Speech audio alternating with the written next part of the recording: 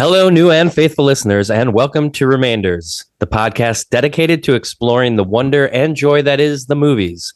The old, the new, the remembered, and those ones that sometimes fall through the cracks and are forgotten. As we record this episode, it is November 6th, 2024, and today we'll be discussing something other than the presidential election. As surprising as that sounds, today we'll be talking about something that most of us can agree on. The film that will long be remembered as one of the finest Westerns ever made, Clint Eastwood's Unforgiven. My name is Darren Varell, and joining me is the Duck of Death himself, Patrick McIntyre. Great to be back with you, Duck. I mean, Pat. That's due to you, buddy. You haven't been talking about the Queen on Independence Day, have you? No. Avoiding all news of the Queen. Certainly today, the equivalent of that lately. So how's it going, bud? Good to see you. It's good to see you too. I'm doing great. I'm excited to talk about the movies. One of the things, like I said, we all can agree on, or at least can have some good discussion about. And this film, I've been loving this film. We'll talk about it more, but this is really like my introduction to Westerns because I was, in a way, hesitant to get into Westerns. When I was younger, there was something about them that just didn't always appeal to me. But this actually sparked a lot of it. So we'll talk about that more. But I wanted to go into a little synopsis of the film for anyone who hasn't seen it. No spoilers in the synopsis, but we will be talking about spoilers in the episode. So you may want to press pause and go back and watch the film before you listen to this episode if you haven't seen the film yet. But Pat, it's a hell of a thing killing a man. You take away all he's got and all he's ever going to have. This film tells the story of an old retired widower and ex-badass motherfucking cowboy, William Munny. Munny, quietly played by Eastwood, used to kick ass for a living. He was a no-good killer of women and children and just about anything else that has crawled or walked at one time. That is until he met his wife, who, as he says, cured him of his wicked ways. Now that he no longer kills folks, drinks whiskey full-time, or slaps around livestock for the fun of it, Munny is faced with a dilemma when a young cowboy comes to recruit him to claim a reward for finding some no-good sons of bitches who cut up a whore in town. Unforgiven opens on this vicious act at the hands of a couple no-good cowboys to serve as motivation for our characters and how they will move through the story. The women in the brothel are secretly pooling all their money and getting the word out that a big reward will come to anyone who kills the men who slashed up their friend's face. The sheriff in town, played by legendary Gene Hackman in his best supporting actor Oscar-winning performance as Little Bill, is having none of this. To Little Bill, a whore's revenge reward will have all kinds of riffraff coming through town causing trouble, so he makes sure anyone who comes through surrenders their weapons. No vigilantes here. The great Richard Harris finds out the hard way. You guys might know Richard Harris as the original Dumbledore, but Richard Harris has had a very long career, and he's great to see him in this film. But he finds out the hard way what happens if you lie about surrendering your guns and when he comes around looking to claim that reward. William Munny finally scratches his itch to revisit the sins of his youth because he is tired of his boring life on the family farm, separating some hogs with some illness. I mean, this is really what he does all day. He's not doing anything except for raising his two kids, and it's a very quiet life. With his wife, though, long deceased, there is no one stopping him. He sets out to find the young cowboy, but not before stopping by his old partner Ned's place to try and convince him to saddle up for one last ride. Ned, played by Morgan Freeman, is reluctant, but can't say no to his old friend. Off they go into the beautiful Wyoming backdrop to find the sons of bitches who cut up the girl. As we journey with the three men, the audience is truly blessed with a masterclass in character development. Unforgiven is the slow burn to a roaring fire and one of my all-time favorite Westerns. It won 4 Academy Awards in 1992, crushed at the box office, and is considered culturally, historically, and aesthetically significant by the United States Historical Film Registry. We'll be discussing, as I mentioned, major plot points in this episode. So if you don't want spoilers before you see this film, now might be a good time to press pause and come back after viewing. But in the years since Unforgiven, Eastwood has given so much to the world of filmmaking with great films like Mystic River, $1 Million Baby, and so much more. So Patrick, I'm excited to know your thoughts on this great Western classic. Wow, that just summed it up so much, and it felt so much more morally ambiguous while watching it. So I don't know. Yeah, when was the first time you saw this? You said this was one of your Did you watch this or the Man with No Name trilogy first? No, I believe I'm just trying to think about that. I think I saw this film as like sort of like the gateway drug into all of those films. Okay. I think it was borrowed to me at the time by one of our coworkers, Ben, who worked at Suncoast. He gave me the Dollars trilogy and I think this one, and was like, these all kind of make sense together. And I didn't watch the Dollars trilogy first. I watched this one. Maybe because it's like, new, it was newer-ish back then. I mean, it would have still been probably 10 years old when I watched it, but yeah. And I instantly loved it, and the vibe you get, and just like in a Western, most of the time you put your head into that space, these open plains and this kind of lawless like world. And this was such an interesting story with somebody who was an older cowboy, like had been kind of retired. Now he's kind of coming back to see if he could kind of fit back where he fits back in that game, Yeah.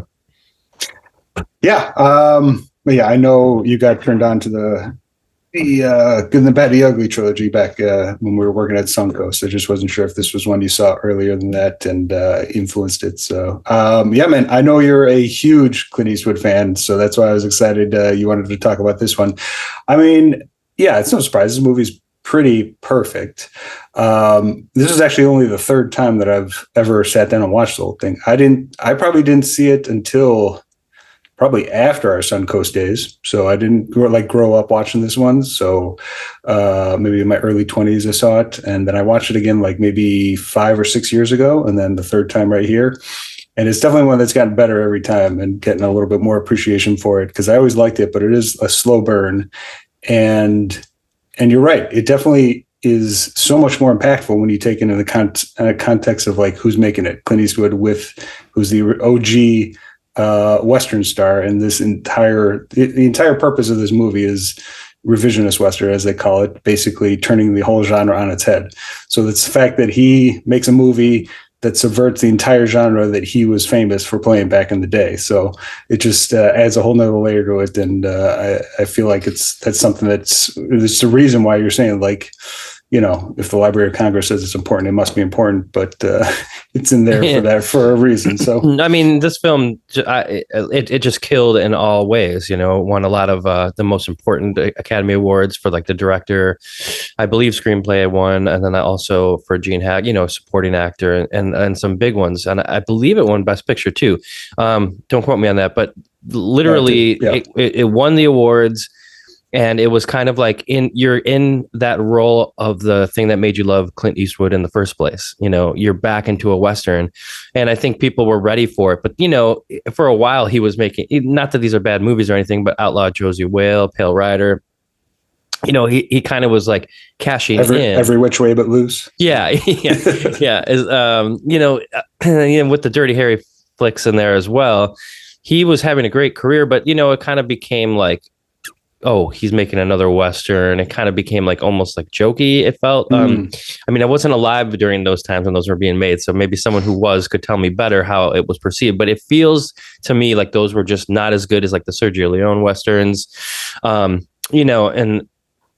it was kind of like a parody almost of what we knew Clint Eastwood to be after the Dollars trilogy, right? So coming back in 92, doing it his own way and kind of coming to it as a character who is done with that life, but has like one last ride is like what we're here for, Oh yeah. No, you're right. He's definitely very quiet in this movie. It's like, it's not like a huge performance, the character, but he's definitely very withdrawn of a character until the last 20 minutes. Then it almost becomes like a horror movie. I'll get to it once we get to the end, but like direction style, it just kind of feels like that way. Well, that's why I call it a masterclass in character development, because again, we'll get to it, but it makes you wait for it. Like you do get not much from William Munny, but I kind of see that as a man who's come to peace with his life, and slower on purpose, and also, like, you could tell in his performance that there's a weight on him of how he used to be in the past, and that he's probably going to hell because he's a fucking no good son of a bitch. Like, I feel like that he carries that in his performance the entire time. And like why it's so great at the end, like you said, it's like a horror film. It really is, because you finally get the William Munny that everybody's been talking about this whole time. That, like, the legend tells of William Munny. The money shot, you may say. Well, he really comes to terms finally with, like, well, this is who I am, and I might as well just give it to him. Yeah, no, but I mean, it totally makes sense. Like I said, it's like this, the whole point of this movie is to subvert the genre. I mean, old school Westerns were always black or white in terms of like who was good, who was bad. It was always the cowboy was good and the Indian was bad. And that's just how the genre was in every aspect. And then this is the revisionist Westerns, where it's like, no, life's not that simple. Characters are morally ambiguous sometimes. There's definitely good characters who are bad and bad characters who can do good. And it's just so much more complex. And so that's like, that was like, this entire movie is like almost like a meta film, like basically practicing that with the man with no name, the original Western star, playing the atypical hero. It's the whole point of the movie is like, he's technically the protagonist, but he's not necessarily the hero, because he has killed women and children, and so he's going to play it in a way that's like he's not necessarily celebrated as the hero of the movie. But then moving forward into another character that we get to meet, I mentioned him in my rundown at the beginning, the Schofield kid. Who is this? Like, love this guy. I'm sorry, who is it? No, I was just saying Schofield kid. I love that name. So yeah, so cool. He shows up and he is like, as they say in Point Break, young, dumb, and full of cum, right? He's like what, he wants to show off in front of Clint Eastwood, who he's heard all these stories about, right, of being such a badass. So he wants to be that too. But like, you see right through it. He's not that. He can barely see, as we find out, and he's never killed anybody. But yet this guy wants to be this reckoning cowboy that, is going to make his own way and have his own legend to him. It's such an interesting pairing with this old retired son of a bitch cowboy, and then you got the middleman, Ned, who's kind of there like as the best friend to William Munny, who also makes him sympathetic, because you're like, if Ned is like, I won't do anything without, William Munny, we're a pair, we're a partnership. He must see the good and will, like, even the moments they're so beautiful where he's like, do you ever go into town and like, find yourself a woman or whatever? And he's like, no, my wife wouldn't want me doing that, but like, it's funny as that sounds, it's like really just a friend being like, I want you to have some happiness in your life, whatever. And then back in those days, that's what the happiness was, like, and that he was living his life, that he was moving on. He was just not some curmudgeon on a hill, That was a good Clint, man. We need to get you to do that a little bit more often. Yeah, no. And both those characters, the Schofield kid, like you said, it's like, he's basically trying to be, he's aspiring to be the killer, the protagonist killer. And then Ned, as we get to the scene in the middle when they're trying to shoot one of the marks in the middle of the field, he can't even bring himself to shoot the guy. Like, he just completely, he's with age, he's gotten to a point. I mean, both of them haven't like been doing this hunting at all for like 10 years over. And so he can't even bring himself to shoot the guy. And that's what I'm saying. It's like these just constantly subverting expectations of the characters and like what is right, what is wrong, and what they're even capable of. Yeah. And it's awesome to see Morgan Freeman in this. I mean, I was kind of had a pretty amazing run in the early 90s between this and Shawshank Redemption, basically solidifying himself in the 90s movies that people are going to be watching forever. So yeah, Shawshank, would that be 93? I think 94. So 94. Yeah. yeah. It was funny. We were watching the other day, not to get off on too big of a tangent, but we were watching Big Lebowski, and I was like, holy shit. Okay. Philip Seymour Hoffman. This is like, we're trying to think of the trajectory of like when his like, so I think that movie was 98, Lebowski. And then he's doing also the same year, fucking Boogie Nights. And it's like that for a lot of characters in there. When you see them, you're like, holy shit, this is like a lot of people taking off, you know? Yeah, 90s is a great time for filmmaking, for actors and a lot of different things happening. I mean, this is a Western winning the Academy Award in 92. And then as I was reading some research, it kind of sparked a little bit of a resurgence for Westerns as well. Like, and then I think he followed this up with A Perfect World. Is that right? Was that the next one after this? So yeah, I think we're going to be continuing a Clint Eastwood talk for a while, do a nice little double feature. I had A Perfect World on my list of movies to a review, and then so you threw out Unforgiven. I was like, this is going to be a perfect double feature. But yeah, A Perfect World is the Kevin Costner movie he made, like he directed immediately after this one. And that's why its its place in his filmography is interesting because like you said, like this is, I think at the time he was saying like, this is the last Western I'm ever going to really make. Because beyond this, with the subversion of like everything he's done, it's like, there's going to be no point in me making any more Westerns. So to follow that up, plus like you're saying, like how successful Unforgiven was, Best Picture is a huge box office success. Like almost anything that he followed it with would be kind of like overshadowed by that. And A Perfect World is like an absolute awesome movie. I haven't really seen it a lot recently. I probably haven't seen it in 15 years, but it was on HBO all the time growing up. I watched it numerous times. It's such a great movie. We'll get more into it when I've done anything more about it now, but it is just kind of like a 180 in terms of storytelling and the setting that follows Unforgiven. So Cool. Yeah, I have not seen that film yet, and I've seen a lot of Eastwood films. Yeah, excited me to too. hear about it. So, but yeah, I mean, Mystic River is probably my favorite Clint Eastwood film. Yeah, yeah. I've only seen it once. I saw it like right when it came out. That was the only time I've ever seen it. We should cover that for sure at some point. But yeah, I mean, that's what I'm saying. Eastwood, like, it kind of got on this directing tear after Unforgiven, which is nice. It's like a nice little late career success for him to continue on and doing things a little bit different than, you know, acting the whole time. I mean, some of the films that he directed, he acted in as well, but it seems like he found his place as a director, and that's he's still going today. I mean, how old is Clint Eastwood now? Do you know? I mean, it's got to be in his 90s. Well, I think he's 93, and then his new movie Juror Number 2, which people are saying is awesome, but it's like it's not getting like much of a theatrical release at all. I don't know. It's just movies in general, like I said, are just in a weird place of like what gets released and where. And I've heard nothing but awesome stuff about it. But yeah, it's a jury a trial movie with Nicholas Hoult, and I'm excited to see it. But yeah, I think that's why a lot of people are kind of revisiting his work, because this purportedly is his last movie. So, but the man's a machine, so. Even wow. 94 and 95, he may be making another one, which is in itself a fucking incredible feat. Yeah, I know for sure. This man is a machine, obviously. So yeah, and as far as this film goes too, like he will be. I mean, it has aged very well in my opinion.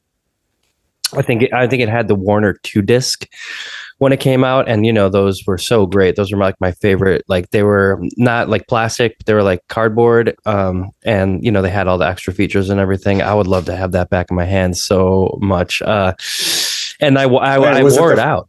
I watched it all the time. It wasn't the flip disc, was it? No, I think it pulled out of like a you know, a paper kind of thing, and then it would open like as a book. Because I know I owned it back in the day. I don't currently own it. It was one of the ones that I purged 15 years ago. Your only regret in life is purchasing my only regret of giving away stuff in my minimalism. That's the only one. But that batch. But yeah, I can kind of picture that, because I know that was a popular one back in the day working at Sunco. So. Mm-hmm. Yeah, so I mean, again, we could talk like a little bit more about the actors in this film. Also, I believe it was his girlfriend at the time, and her name escapes me. But who plays like kind of like the mother of the brothel? Gosh, Okay. I forget her name. She's so great. She's in. My girlfriend will kill me because she loves her. I forgot her name. We Frances saw her, Fisher. Frances Fisher. She's like the head of like one of the like SAGs or something like that. And we saw her at a bunch of those rallies over the summer. Mm. And it was really cool to see her. She was really like, moving people along and cheering people on. And I was like, this is like such a legendary actress, and she's so good in this. Morgan Freeman, as I said, Richard Harris, Gene Hackman. I mean, it is high caliber actors.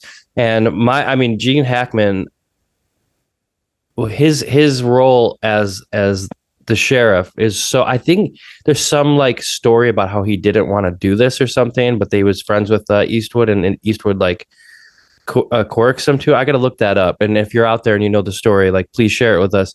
But I think he was hesitant to do this role in the first place, and then he ended up winning the Academy Award. And I think Eastwood was like, "See, I told you should do this," I think I read that maybe his daughters were influencing him not to do so many violent films. So I think that might be it. I think that's why maybe he was hesitant to do even more violent films. And yeah, like I said, he ended up doing it. I mean, you don't turn down Clint Eastwood. So, dude, the most amazing thing, we went to this like screening of it was like a 90-minute movie, and it was like a comedy thing, like Mystery Science Theater. This was like a year ago or something, with John Hamm was there, and we love John Hamm. So we're like, I think I told you about that. And it was Vanilla Ice. Someone brought Vanilla Ice, Ice Ice Baby, or whatever the movie was, The Coolest Ice. Coolest Ice, yeah. And so anyway, John Hamm was like off his ass on it, talking like he knew like that the guy who did the cinematography for that was like Spielberg's cinematographer. It was like amazing. But the funniest thing was like he was talking about, I don't know why, Gene Hackman at some point in it, and he's like, man, Gene Hackman. He's like, the guy's he's a legend, he's done all these great movies. And the last movie he goes out on is Welcome to Mooseport. Welcome to Mooseport. That's like, why that movie will always be remembered. Royal Tenenbaums, Welcome to Mooseport. I'm out, I love it. To me, Gene Hackman will always be Popeye Doyle. That's probably my favorite movie that he's in. Is that Hoosiers? No, French Connection. Oh, French Connection. Oh, yeah, of course. Yeah. Of course. Yeah. Love French Connection. Yeah, the conversation, man. I like the I've only seen it once. It was playing at the Alamo not that long ago in a 4K restoration. I almost saw it, but I need to check that one out again. But I don't know. I've always been partial to the French Connection, but then also, Young Frankenstein, obviously a small part, but his contributions to that is no small feat to either. So coming off of our Halloween Jubilee, which I'm sure we'll talk about at the end. Oh yeah, for sure. But back to Frances Fisher. Just one little comment. Yeah, it took me. I mean, I definitely recognized her, but there's one movie that I'm not recognizing that she's a huge part in, and then it took me a second. I had to look it up. She's Rose's mother in Titanic. So that's that's who I kind of like. Her face is just because that's the movie I've seen the most that she's in. So, but yeah, she's pretty awesome. Strawberry Alice got a great name in it too. So. Oh yeah, Strawberry Alice. You're right. Yeah, very good. I think that they were dating, her and Eastwood at the time. So I think that's a cool looking couple. I think they might have a kid together too. So I don't know. Excuse me too, by the way, for listeners. I have like the worst cold. It's like the first non-COVID cold I've had in my entire life, and since COVID, and I got knocked on my ass this week. Like yesterday, I thought I wasn't going to make it to the taping today, but I feel better today. But man, I lost my voice and everything, so I might be coughing a little bit. I apologize. Are you keeping up on those protein shakes? I know, and the juice. I know you are. I did buy some stuff to juice. With funds being a little tight lately, I haven't been juicing as much as I used to, and that has played a role in my health. I'll tell you right now. Like I'm a big proponent of juicing. You should make sure you take care of your bodies. That's all I'll say. It's just the stress of the election getting to you, so it'll be over also. I really didn't watch any of it, so I don't know. I watched a lot leading up to it, but election night, I can't do it. It's the Super Bowl. But yeah, okay. So who else have we got? We got Beauchamp. Beauchamp is the writer, and that I think is an important character. He's the Saul. What's his name? He's like chronicling their lives, and like Saul Rubinek. Saul Rubinek plays the writer chronicling at first English Bob, but then all shit goes down with English Bob, and then he ends up chronicling Little Bill's life. And the character just makes so much sense, like I said, in a subversion of the entire genre. It's like the whole point of his character is to write down the celebrated versions of all these characters and give you like just the one-sided black or white version of them. And so to have him as a character in this movie who's documenting all these characters and kind of putting them in a much better light than they actually deserve, and then him the one actually learning like how fucked up everything is and how it's not who's right, who's wrong all the time, is never clear. The morality is always up in the air, and he ends up almost in the middle of all the violence. Again, that's kind of the meta aspect of it. It's like the writer himself is actually learning everything I thought was not to be so. So yeah, that's a great like little unveil too when that jail scene and Richard Harris is in the jail. I can't talk because he's had his ass kicked, handed to him so bad by Little Bill, and Little Bill is just kind of mocking him the whole time and saying, "You want to hear how this real story happened?" And once he unveils that, even us as the audience were like, "Oh, we thought this guy was like a badass." Like, no, he's just like a drunk who like who should be getting what's coming to him, and he hasn't yet. You know. Who do you like better, Little Bill from Unforgiven or Little Bill from Boogie Nights? Who's the better character? That's a great question.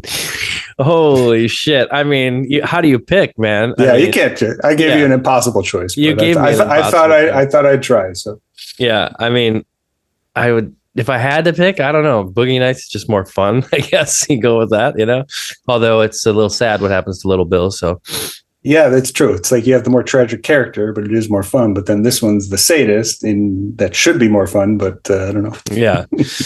Well, we could get into the final part of the movie here, which is what I love the most about it, because it does take a long time to get you as the audience to the part where it's the payoff, really, you know, where you get that Western where like shit goes down and people are dying, you know.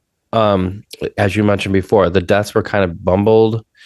We're learning about the characters more through the deaths that are happening, and like, you know, the kills, like, yeah, I can shoot this guy. I think I got him through the gut, but like, he had to shoot him 6 times, you know, and like, he's not as good as a shot as he used to be. So we're still like learning that these guys are like human, and you know, this isn't the Western that you were thinking you were going to get into, like the old days, like you had mentioned, a revisionist Western. And at some point, William Munny goes into, they all go in to talk to the brothel, to the ladies of the brothel.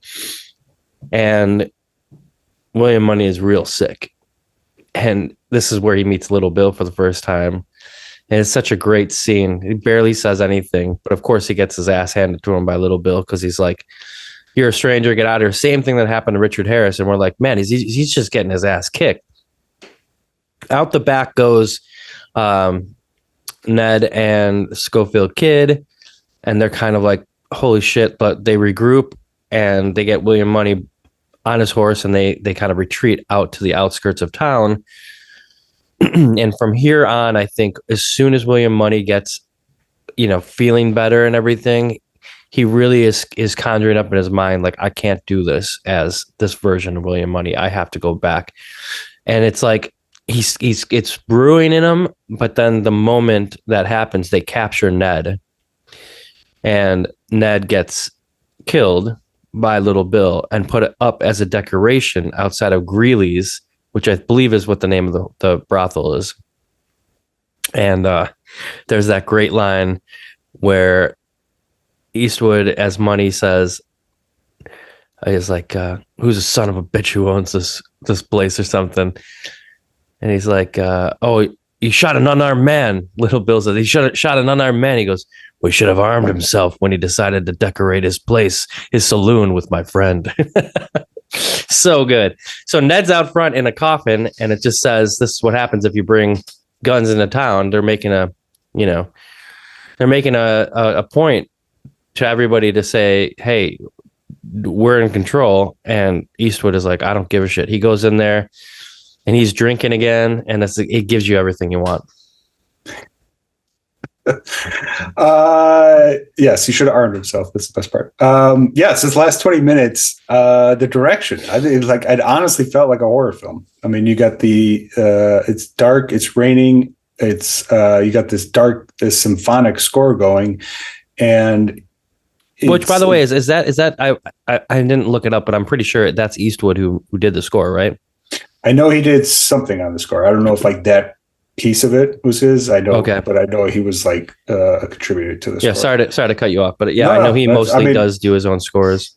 But he just goes for such a dark, horror-ish ending with this, and it's beautiful. Like, it's like it is kind of like both giving the audience what they want, but then also like you can kind of see him like descending into madness, almost, to a sense. I mean, right, and that's why that payoff is so good, in my opinion, because we're learning so much about him slowly. You know, it's like the slow burn of William Munny as a character. That's why I said it was like a masterclass in character development, because when you get that payoff, it's so much better, having learned slowly through time of the movie about this character and like who he used to be, and hearing all these things and seeing how he's not who he used to be. So when he becomes that again, you're like, fuck yeah.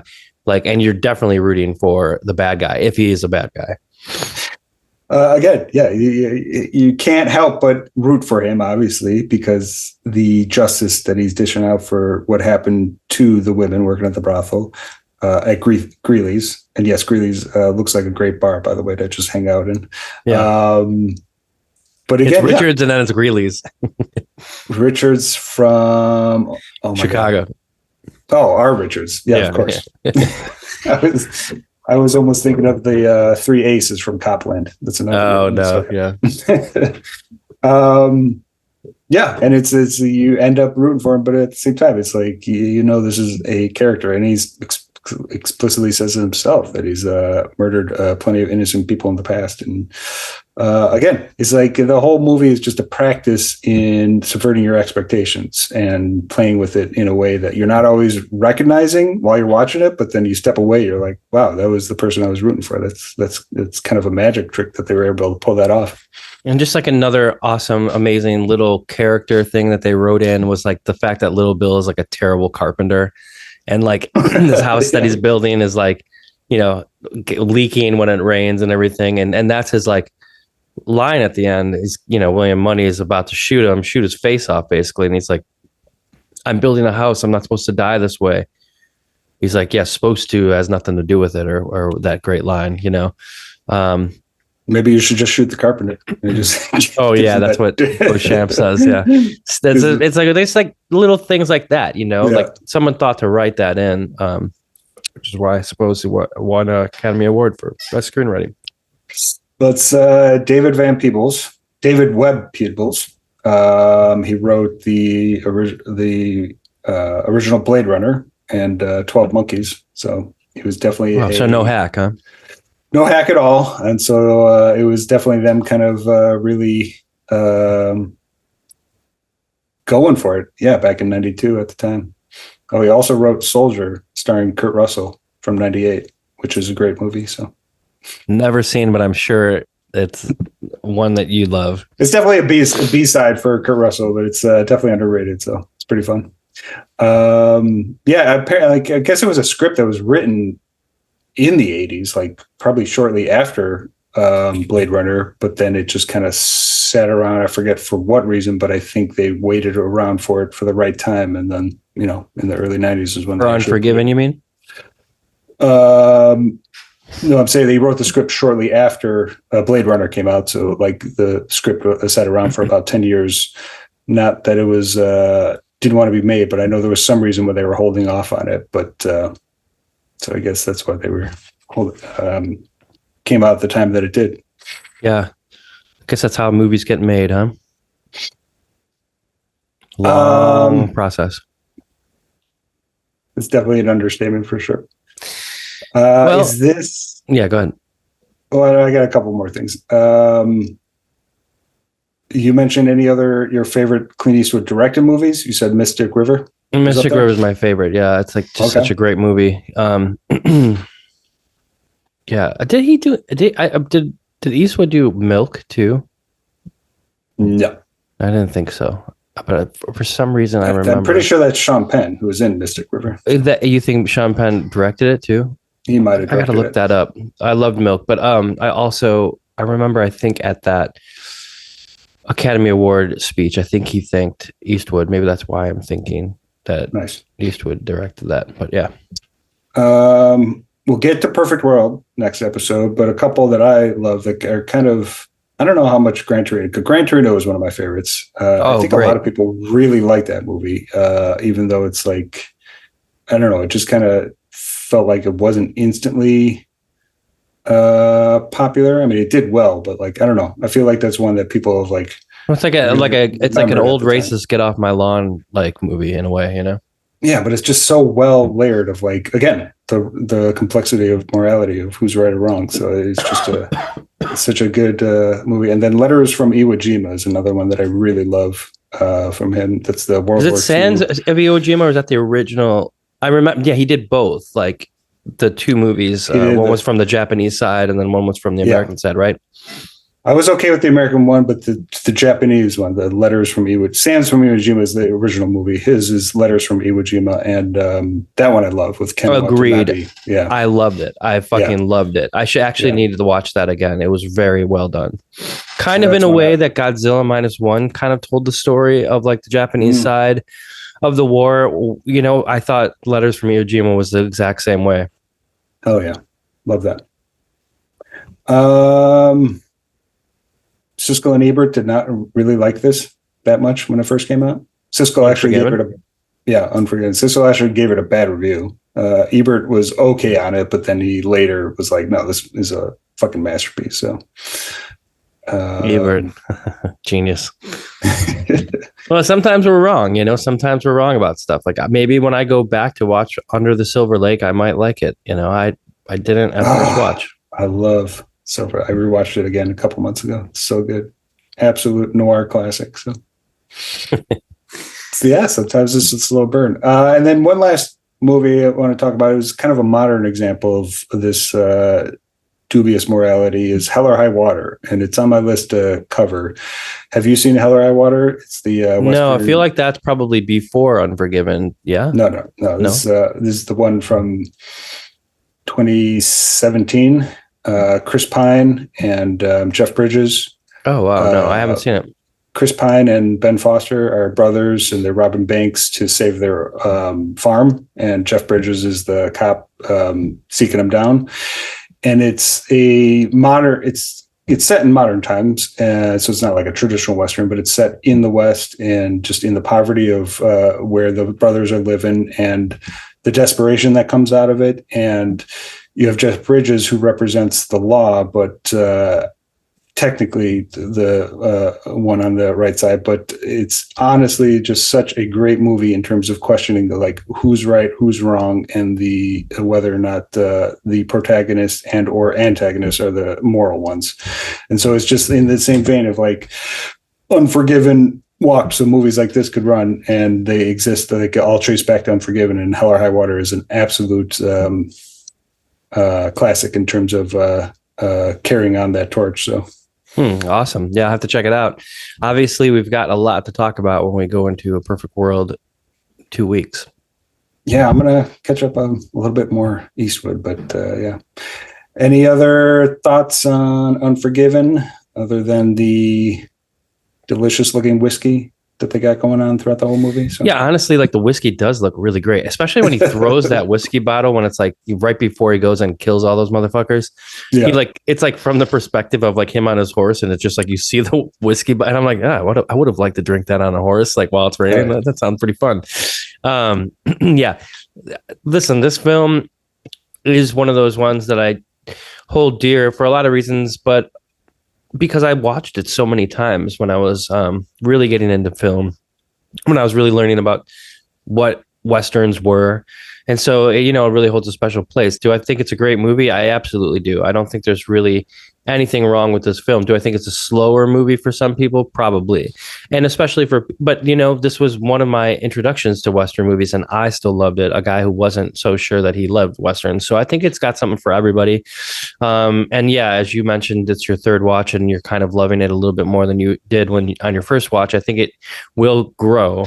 And I think it has grown into like one that Eastwood will be remembered for, no doubt, a triumph of his directing career and in his acting career as well. So, I would love to hear what everybody else thinks. This was added to HBO Max recently, and that's where I think both of us watched it. So you can find it there. Or on the DVD, which I'm sure you can find in a few DVD stores that still have that 1 or 2 disc, which is perfection. Hell yeah. And yeah, highly recommended by me. I appreciate you having the conversation with me. And yeah, let's move into what we've been doing this Halloween season. What have you been doing? I have really been just getting over being sick, but also watching a shitload of movies on your Shudder. Oh, look at you. I know you dumped a whole lot of classic ones on me last time, man. I'm excited to hear what else you've been catching. Well, those Argento 3 amazing films are really, really like the pinnacle of it. Demons, and then I forget the church one. Forget the name of it already. But man, I was loving them. I had never seen those before. And then I watched a bunch of stuff on the Criterion. As far as doing stuff for like Halloween this year, I didn't really do anything. I mean, it kind of came and went, and I felt like, damn, like, I don't know. You always feel like it's too short, I mean, I just, come on, man. I'm over 40 now. So it's like Halloween is not to actually do anything. It's just to enjoy the ambiance. So, well, definitely watching all of the, and rewatching some of my Halloweens. Movies, so. Yeah. Yeah. Did you do the box of horrors? I did do that. Yeah. I mentioned that last episode where I just ended up doing the Jaws at midnight and kind of cutting it there because I had caught the Chicago Film Festival, the International Film Festival earlier in the day. So I already had a full day of movies. So is it only over one day? I thought it was like a week long or whatever.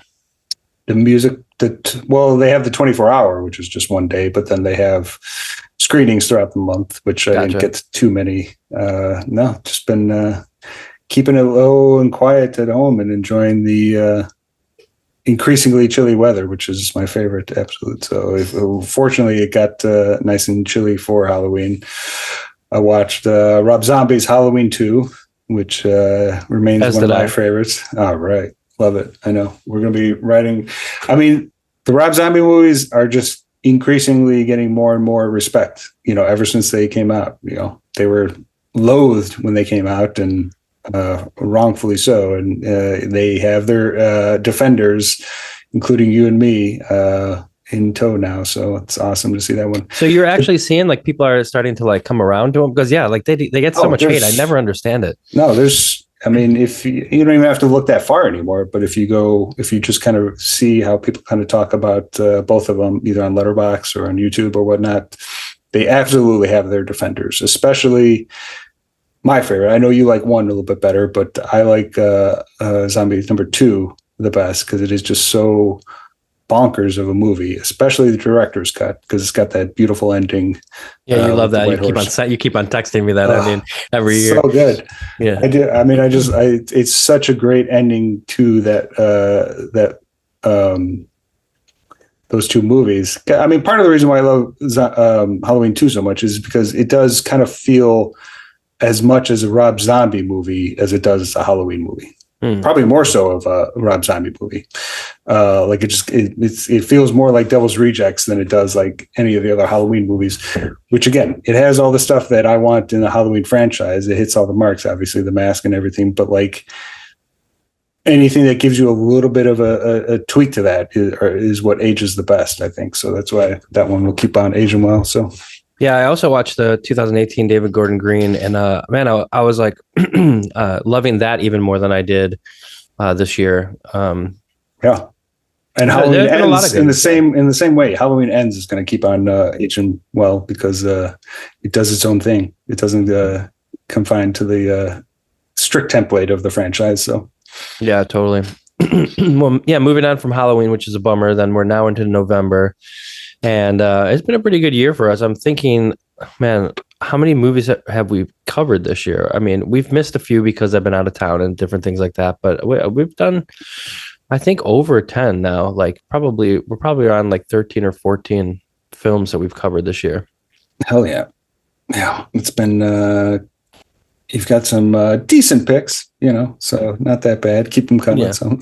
Well, we're gonna move into December, and then we're going to a new year. But it's kind of interesting to hear with the election yesterday. I was thinking about it. Like, we started this podcast in 2020. I think it was in December of 2020. So we were about to have a new president then, and now we're about to have a new president. And same old pod. Same, new president, same old podcast. We're just still talking about movies, and this is the place to enjoy art and community of people that like to talk about, the movies. We used to work in a movie store called Suncoast, and I know we talk about that from time to time, but that was the best job that we ever had, and that's why we keep this going. And I know there's a lot of you out there that love that too. So, hey, this is a great place to go dip into, go for a walk, listen to a bunch of guys talk about, some of the great movies that we love, but also that you love. And if you like what we do, I think the best place lately has been YouTube. We've been getting a lot more traction there. I think people like seeing us, talk about it rather than just like hearing us on the spot, because we seem to have more numbers there. But why I'm saying this is it would be nice if you could go and subscribe to us. And also we have all the social media, but we don't really post on the social medias too much, we just like to get the episodes out. So I would say YouTube is probably the best social media for us. And if you like us, you can subscribe over there, and you can find all of the episodes at remainderspod.com, as well as links to our socials. They come here for your great art. That's what they're here for, so they can see all that. So. And that's my busyness of the rest of the year. I'm really creating a bunch of stuff behind the scenes that haven't been seen yet for an art show that I'm hoping is going to have like a lot of great pieces in. But yeah, I'm really going after it at the end of this year, trying to put together some of my own show, like a solo show for the first time since moving out here. It's a lot of work, but it's really fun. And they haven't announced it yet, but something I'm really excited about in December is in town here. Like I mentioned before, like moving here, one of my biggest things as an artist was to just be part of a community. And every place around here, whether it's the movie theater, that I love, the Vista, like I can go there, have coffee, see a movie, talk to like-minded people. And then the restaurants and everybody are so cool. And everybody's kind of a community like I've never been with before, but I get to be part of the holiday community gathering, and I'll have like a booth with my art and everything. So I'm really excited about that, to get out there and meet like some people in the neighborhood, see some familiar faces, and I got that to look forward to. And then hopefully a solo art show at the end of the year, which I'm sure I'll plug as soon as that comes up. Hell yeah, man, love that. How about you? Anything cool coming up? No, just some running goals, a lot of reading, a lot of writing. Loving life, doing what I can to ignore politics. So, yeah, that's what you got to do. Yeah, I'm just keeping it even keel this time. I'm just keeping it real. Just enjoying my life, watching good movies, and also listening to good music, which brings me to my pick of the week. And I thought it kind of made sense with a Western to have a sort of Western feel. And a man who also starred in a bunch of Westerns himself in his lifetime, Johnny Cash. We have no Johnny Cash on our playlist, if you can believe that or not. And this is a song that was released posthumously on the Unearthed box set that Rick Rubin put out after Johnny Cash passed away in 2003. And I love the story. That's what kind of like the thing about Westerns. It's also rich in story, but it's also great about like singer-songwriters like Johnny Cash, where you can kind of feel the song, you can kind of visualize it. And the song's called Long Black Veil. Are you familiar? Oh, yeah. I mean, I think it's a traditional anyway. I don't think it is a traditional, but his version is quite great. So, yeah. And so for me, just always, with him, especially in his voice, you're just really listening, and that story's so great. Like the fact that like he doesn't say anything and goes to his death because he doesn't want his best friend to know that he's been with his wife. Like the payoff is like jaw dropping at the end of it. So that's my pick of the week. Oh, yeah. Yeah, that I should listen to that Unearth again. I remember listening to it a couple times when it first came out because, like we were both all about the American recordings as they were coming out. I know he does a song with Nick Cave on the Unearthed as one of his collaborations. But yeah, I know that one's got a lot of good tracks on it. Those sessions, totally. Joe Strummer and, Redemption song on there too. Yeah, totally. Those sessions, man, those are going to be living forever for sure. Oh, yeah. It's funny when you go to the Johnny Cash Museum, there's like the sort of like 24 track ADAT machine that they have there. And they have the red button, recording button blinking. And the sign on it says, Johnny actually recorded a bunch of things right before he died that are still on this machine, but they're just not right. They weren't good enough to be released to the public, but they just still live in that machine, which I think is really cool. That's awesome. Yeah. Ghost in the Machine. Yeah. All right. Mine is going with my favorite band of all time, greatest band of all time, The Cure. They have Robert Smith and company. They put out Songs of a Lost World just last week. First album in 16 years. So since 2008 was their last one. And he had been working on this album for several years now. It was announced like probably a good 4 or 5 years ago. Debuted a couple of the songs over the last tour last year. Saw them. They sounded great. And yeah, the album came out. It's like absolute upper echelon for The Cure. It's like in the vein, it's certainly the darker side. It's in the vein of Disintegration and Pornography. And it kind of just fits right in there with Blood Flowers. So it's kind of the quadrilogy of like his darkest albums. But it's absolutely beautiful. Like you can tell his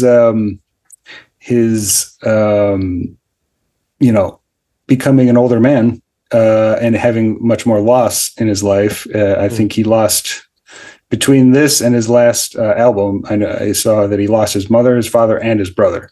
So a lot of loss that he's experienced. So obviously he was more than familiar with writing those themes, but then this one, it just kind of comes out in a whole new way. And yeah, the entire album is like a huge success. So if you like The Cure at all, you will definitely not be disappointed with Songs of a Lost World. Well, that's something to look forward to. And I know as, the huge fan, you must be over the moon. You're probably listening to that nonstop day and night. Yeah, it was fantastic. And a new Nick Cave. I mean, you got everything for it going your way right now. Got all my favorites coming up, but I'm going with The Fragile Thing. That's one of my favorite songs off the album. His voice, it's as a vocalist, I'm sure you can appreciate the fact that his voice sounds the same as it did in the 80s. And it's just tough. Like so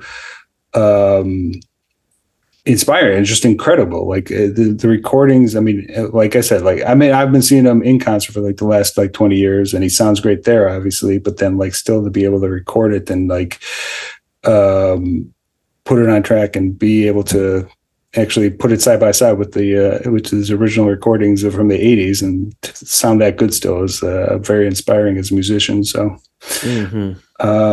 yeah, love The Cure. Still standing as one of my favorite bands of all time. So if you haven't checked out the album, please do so. Kick ass. All right. Yeah. And you can listen to the entire Remainders jukebox, as we call it, on Spotify. We have a whole playlist of all of the recommended songs. And yeah, it's pretty eclectic. It's pretty cool. Damn, I was playing the playlist. It's definitely gotten to the length where hit and shuffle, you don't know what you're going to get, but it's going to be a kick-ass tune. Yeah, so totally. It's all over the place, and there's enough now to where there's a couple songs that I haven't heard for a while, and it's yeah, it's definitely my party playlist now these days. So Yeah, well, listen, we're going on 5 years, and I don't think we started doing the songs until like maybe year 2 or 3. So a lot sounds more to right. go. A lot more to go. We're continued to do this podcast and have fun. So we'll be having a long list of jukebox songs in the future. Hell yeah. All right, I think my voice is about crapped out, so we're gonna get out of here. Wow, man, yeah, I was really sick this week, and I appreciate you, bearing through it. But good to talk to you. Good to talk about movies that we love, and we'll see you guys in 2 weeks when we're gonna go through another Eastwood film, A Perfect World. We'll see where Perfect World compares to William Munny's Redemption. That's right. All right, guys. Talk to you then. See ya. See ya.